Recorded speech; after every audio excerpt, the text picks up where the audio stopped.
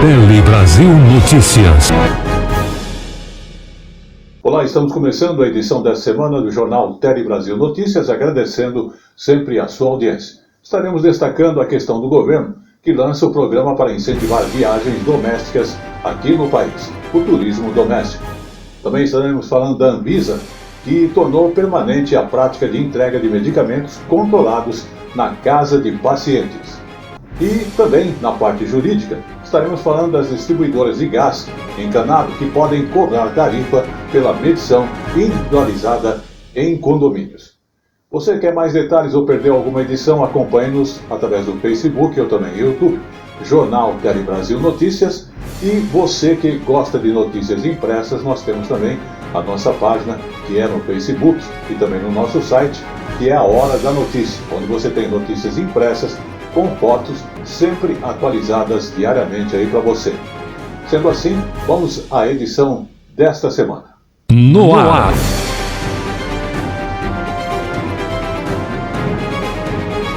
Tele Brasil Notícias. E começamos a edição falando de turismo. Aliás, viajar faz bem. O Dia do Turismo, o governo aproveitou essa data para lançar o programa que incentiva as viagens domésticas, internas aqui no país. O dia esse foi dia 27 de setembro, onde foi comemorado o Dia do Turismo. E o governo então lançou o programa Conheça o Brasil Voando, que é uma parceria com as companhias aéreas que busca incentivar as viagens domésticas. Maceió, Bonito, Salvador. João prefere praia, mas onde tem Brasil, ele tá dentro. Com a família, o brasiliense já conheceu o norte, o nordeste e o sul do país. Planejar com médio e longo prazo, 6 meses, 1 ano, o que você quer fazer e realizar sonhos. Viajar é muito legal. Para permitir que mais brasileiros conheçam o país, os Ministérios do Turismo e dos Portos e Aeroportos lançaram uma parceria com as principais companhias aéreas brasileiras. Entre as novidades está o lançamento de novas rotas regionais e o aumento da frequência dos voos já existentes.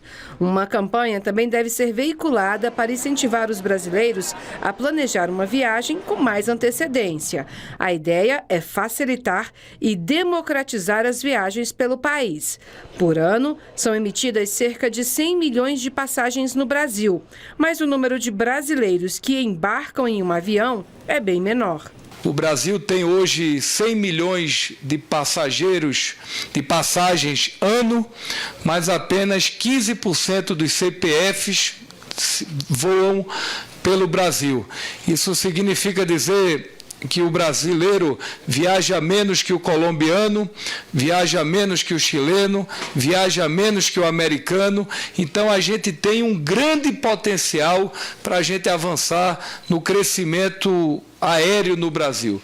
E na hora que o setor cresce, nós estamos falando em desenvolvimento e geração de emprego e renda no país. Outra novidade do programa Conheça o Brasil Voando é o lançamento do Stopover, uma prática já comum em alguns países, que é a possibilidade do turista visitar mais de um destino no Brasil durante escalas ou conexões nos aeroportos nacionais. Um passageiro que adquire uma passagem para um destino final e esse destino tem uma escala, vai permitir que o estrangeiro vindo ao país, nessa escala, possa desfrutar dos atrativos turísticos daquela cidade por 3, 4, 5, 6 dias, aí vai depender da política de cada companhia, depois seguir para o seu destino final e retornar. Isso ou na ida ou na volta.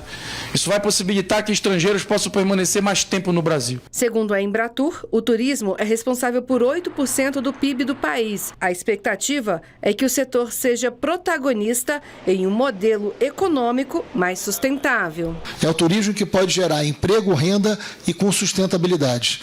Nós vamos ter, Silvinho, o desafio de fazer a COP30. Independente do sucesso que será o evento, o resultado da COP30 para a Amazônia tem um caminho, que é o turismo. Vamos falar agora de mercado de trabalho e o desafio das pessoas com deficiência no mercado de trabalho, que é uma coisa muito importante. E é uma informação que vem até do IBGE, que apenas 51% das pessoas com deficiência é que possuem o nível superior completo e conseguiram com isso arranjar emprego. O índice passa de 80% para pessoas sem deficiência. Sindomar teve meningite na infância e ficou com uma deficiência no tórax. Trabalha na mesma empresa há 10 anos e tem orgulho de dizer que comprou a casa onde vive com a esposa. Ele é reconhecido no trabalho por sua competência. Conseguir depende da pessoa, é a força de vontade, né? A pessoa der força de vontade e consegue. Nem sempre as pessoas com deficiência conseguem oportunidades no mercado de trabalho. É o que mostra uma pesquisa feita pelo IBGE. 51% das pessoas com deficiência que possuem ensino superior completo conseguiram colocação profissional.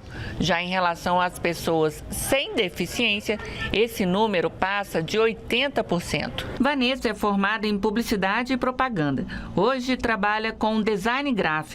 Ela conta que não sofreu dificuldade para conseguir emprego, mas afirma que o capacitismo é um desafio. Às vezes o pessoal pode ter um pouco na questão do capacitismo, de achar que a pessoa, por sua condição física, não tenha alguma capacidade intelectual, mas na verdade a condição física não quer nada dizer com nada a questão intelectual, né? Todo é capaz de fazer o que quiser, né? Tendo as condições ali da acessibilidade, da falta de ter respeito também com o próximo. A discriminação em razão de deficiência, que nós chamamos de capacitismo, porque a maior parte dessas discriminações se devem a subestimar as nossas capacidades. Capacidade de trabalhar, de se desenvolver, e isso atinge muito cedo as crianças com deficiência, né? Atinge o autoestima e precisa ser desconstruído para que a gente tenha direito, né? A lei de cotas determina número mínimo de vagas em empresas para pessoas com deficiência.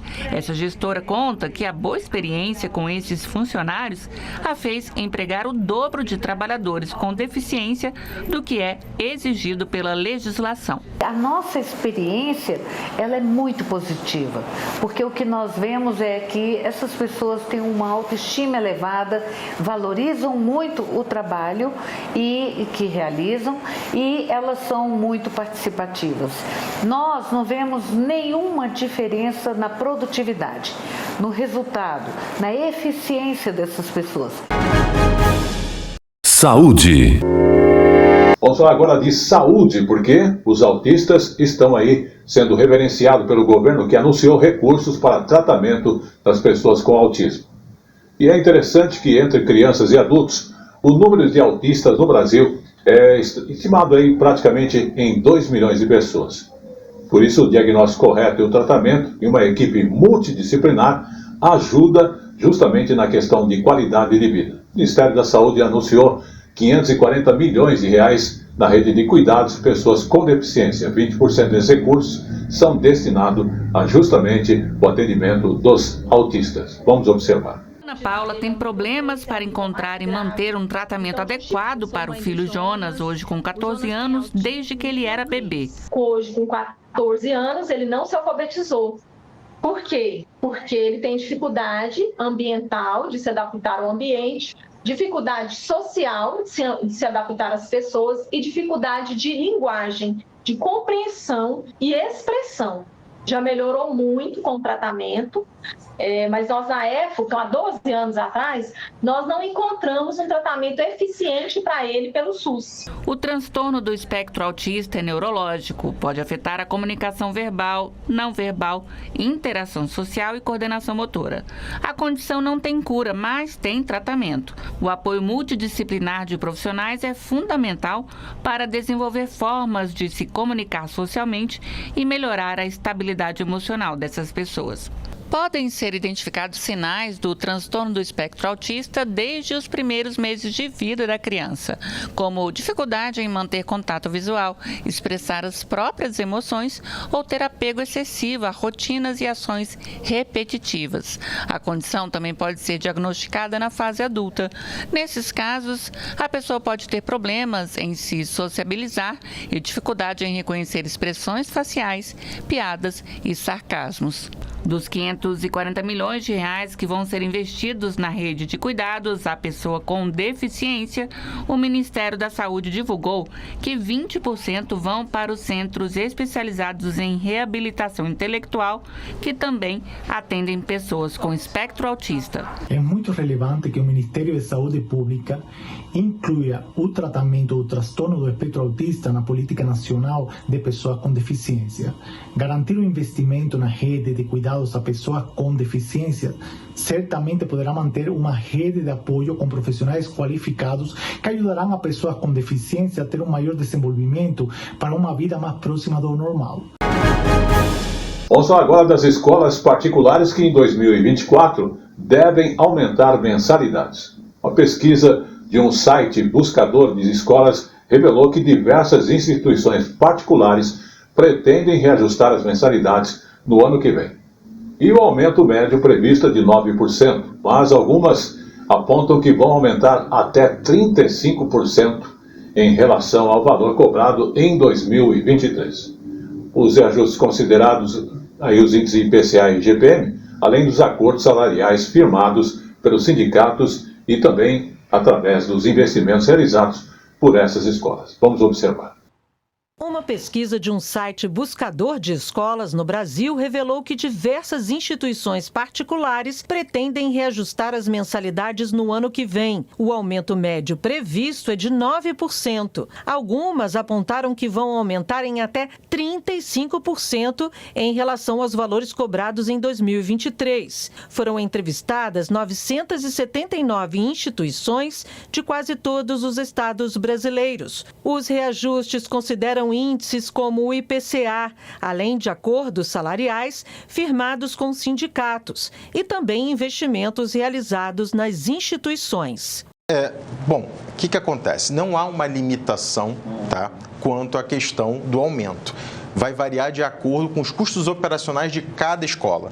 Tá? Então, você pode ter aumentos diferentes, independentemente da região do país. O que acontece é que os pais precisam estar muito atentos em relação a esses custos. Então, pedir para a escola abrir esses custos para entender um pouco melhor como é que está funcionando isso e, a partir daí, tentar eventual desconto, eventual abatimento de alguma coisa, enfim, para tentar melhorar e diminuir esse custo para ele, entende? Então, isso realmente não é definido por lei, vai variar de acordo com o custo mesmo de cada estabelecimento. Há pais que têm 2, 3 filhos na mesma escola, então você pode tentar negociar um desconto para pagar, já que você vai pagar 3 pessoas, 2 pessoas, ou então tentar negociar em grupo, coletivamente.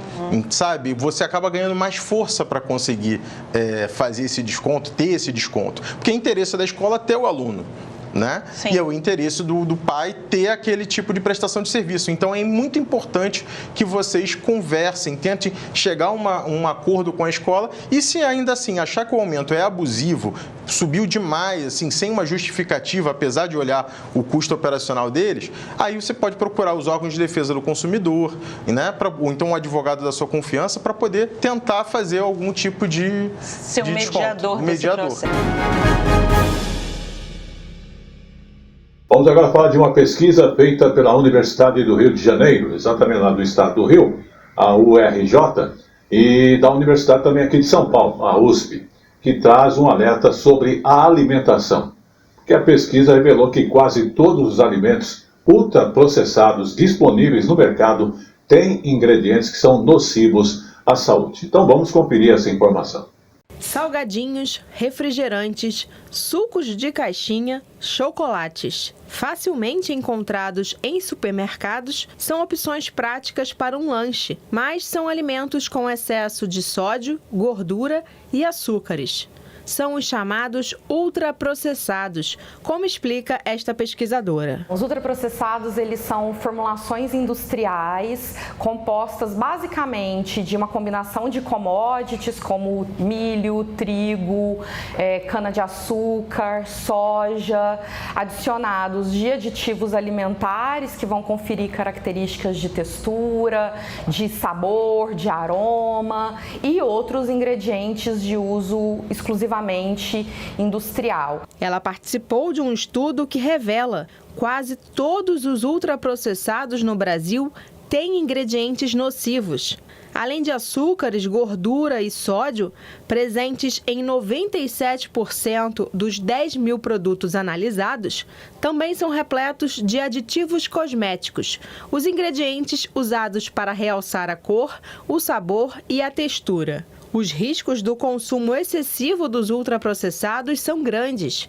Eles estão associados à obesidade, doenças crônicas como diabetes, hipertensão, problemas cardiovasculares, câncer e deficiências cognitivas. Nesta feira, as consumidoras sabem desses riscos e dão preferência aos alimentos naturais. Eu prefiro in natura porque não tem agrotóxico e também biscoito, não sou muito de biscoito, de pão, essas coisas assim. Este espaço oferece alternativas aos ultraprocessados. Os alimentos vendidos aqui são produzidos sem o uso de agrotóxicos, o que permite melhorar o processamento, tornando-os mais saudáveis. É uma forma de garantir não só a alimentação, sobretudo de quem está na cidade, que não consegue produzir, mas uma alimentação saudável, uma alimentação de qualidade, uma alimentação sem risco, mas também de garantir a permanência dos camponeses e camponesas, agricultores, como a gente costuma falar, na roça.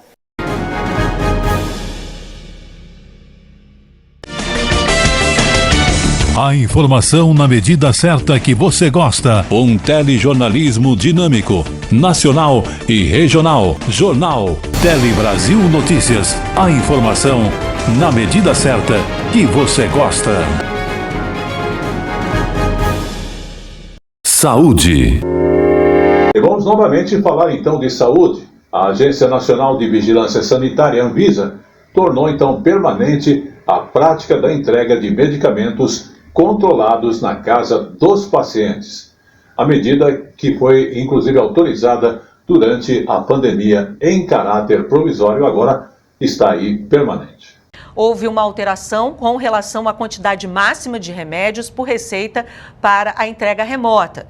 Durante a pandemia, era permitida a entrega de 18 ampolas ou uma quantidade suficiente para 6 meses de tratamento com controle especial. Agora, podem ser entregues 5 ampolas ou uma quantidade suficiente para 60 dias de tratamento.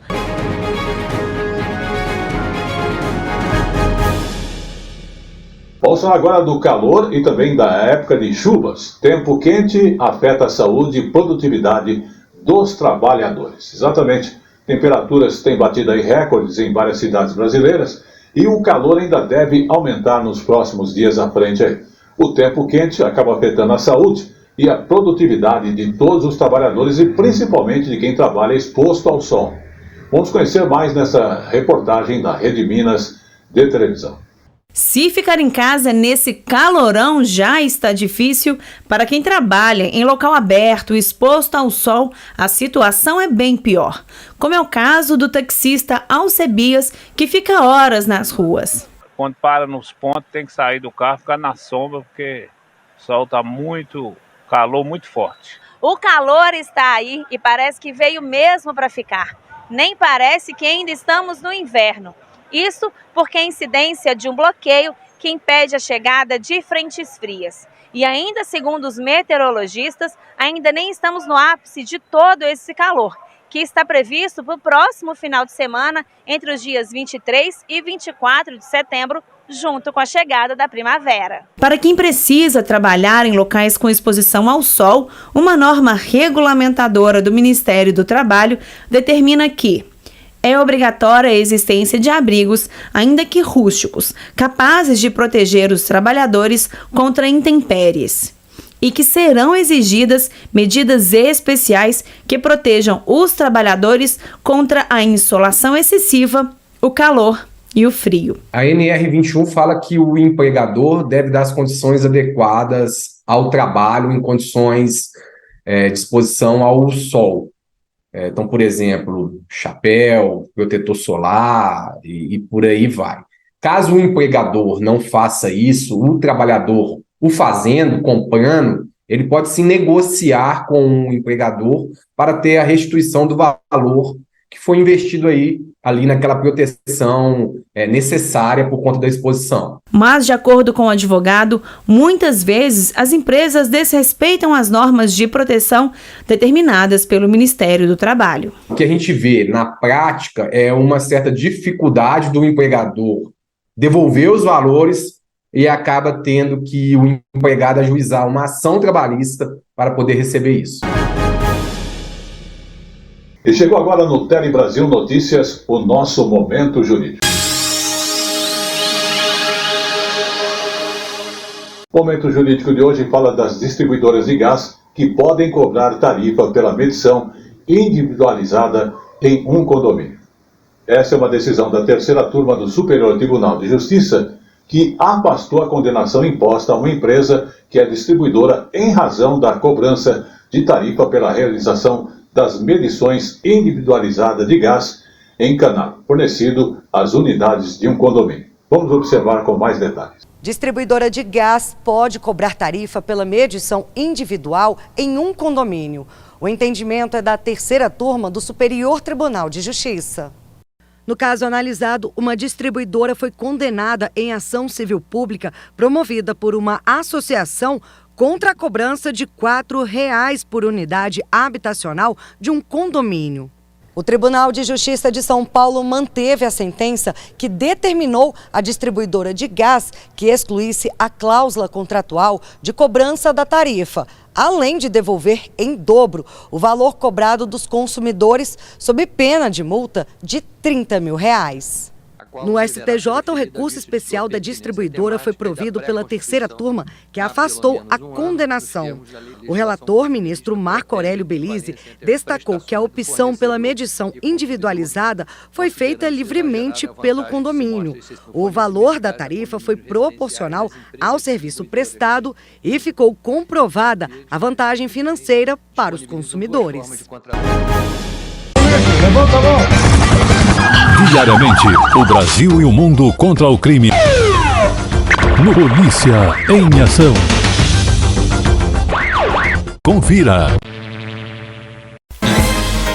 Este jornal tem o apoio de Paulo Silva Som. Áudio, vídeo, internet, redação e produção. Consulte-nos pelo 11 94564 4237. Qualidade e garantia de bons serviços. Vamos agora falar então do governo federal que vai investir 44 bilhões de reais no PAC. Estes são alguns dos investimentos que vão ser destinados pelo governo federal ao estado do Mato Grosso do Sul. Os valores chegam a 44 bilhões de reais e fazem parte da nova fase da PAC, Programação de Aceleração do Crescimento. O evento aconteceu hoje em Campo Grande, junto com o lançamento feito em Goiás, onde foram detalhadas as obras com prioridade para melhorar a infraestrutura do estado. Também estão previstos investimentos na área de habitação com imóveis do programa Minha Casa Minha Vida. Vamos agora falar do auxílio emergencial. Relatório mostra irregularidades no pagamento de auxílios emergenciais. Esse relatório foi divulgado pela CGU e aponta irregularidades no pagamento de auxílios emergenciais pago pelo governo anterior. Segundo o documento, 93% dos contratos de crédito consignado para beneficiários do Auxílio Brasil acabaram sendo firmados entre o primeiro e segundo turno das eleições.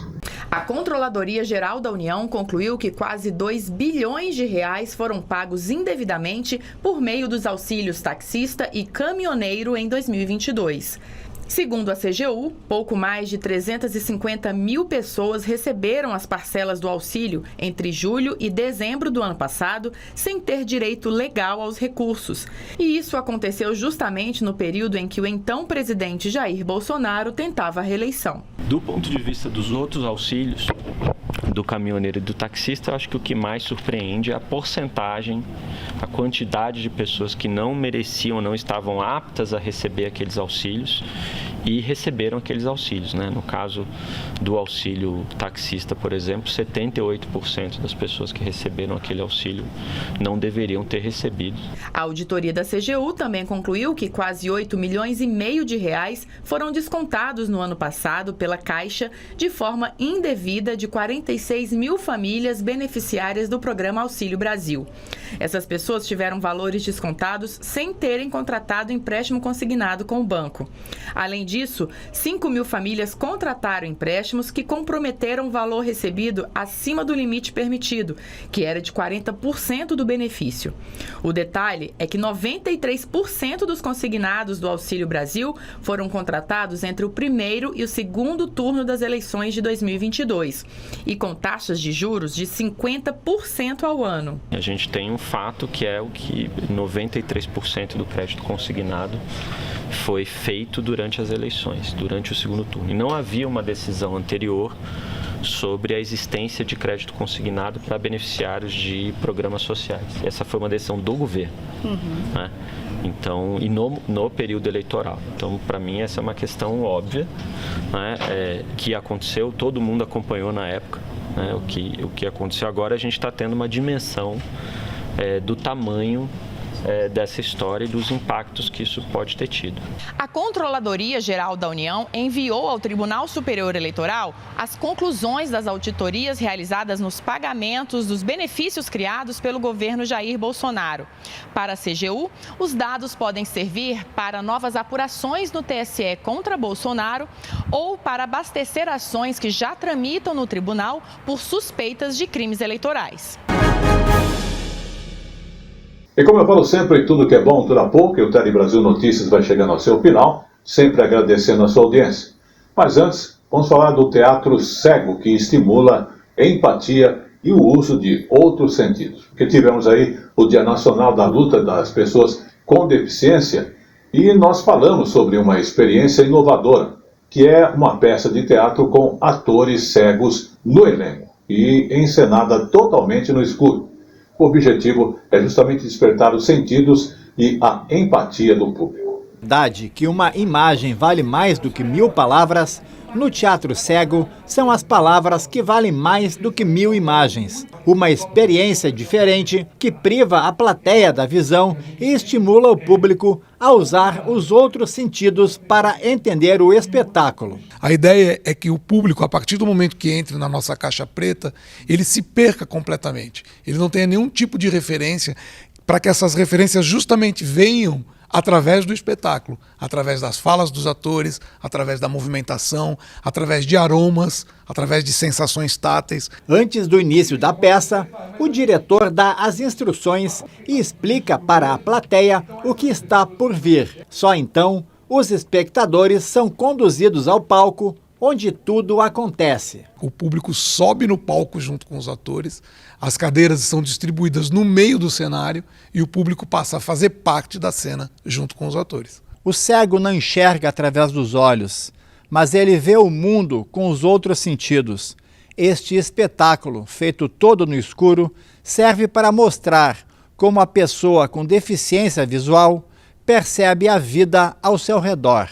Existe uma grande diferença entre ser cega e ser desastrada. E eu só sou cega. Bom dia para você também, Amila. Bom dia, Rodolfo. Os ruídos e os cheiros produzidos na hora na coxia são parte essencial da vivência. O público sai com um novo olhar. Eu tenho meu pai que é deficiente, então assim, eu me vi no lugar dele, né? Quando eu vi esse espetáculo, eu lembrei meu passado.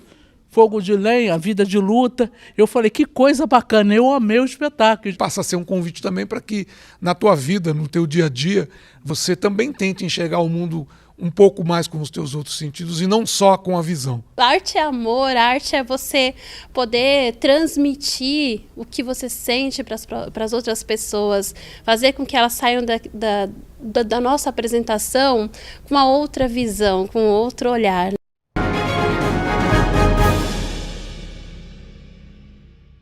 E este foi o Jornal Tele Brasil Notícias dessa semana, que agradece a sua audiência, você que acompanha pelo YouTube, pelo Facebook, ou mesmo através das IPs TVs.